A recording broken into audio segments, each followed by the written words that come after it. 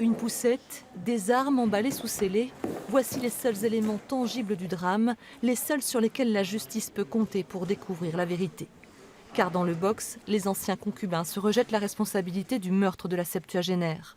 Entendu 4 fois au cours de sa garde à vue, l'homme, 25 ans au moment des faits, a multiplié les versions, de l'accident au déchaînement de violence sous le coup de puissants stupéfiants.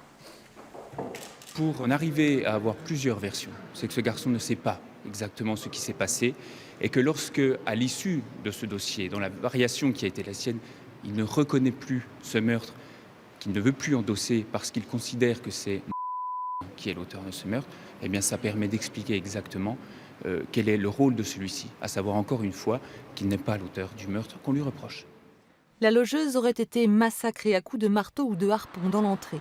Dans la chambre voisine, la compagne entend les coups, aperçoit les pieds d'une personne allongée dans le couloir, puis plus tard, une forme cachée sous un drap dans la salle de bain.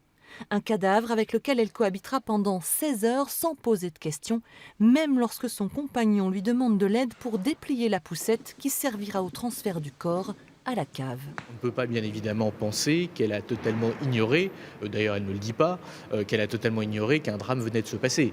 Elle a refusé de le contempler. Et l'accusé lui-même avait indiqué au départ qu'il a tout fait pour qu'elle ne quitte pas la chambre ou ensuite pour lui bander les yeux et qu'elle ne contemple pas la victime. L'auteur de l'homicide risque 30 ans de réclusion. Le complice, malgré lui, n'encourt que 3 ans pour recel de cadavres et modification d'une scène de crime. Ce sera donc à qui sera le plus convaincant. En l'absence de partie civile, le duel se jouera donc sur le banc de la défense.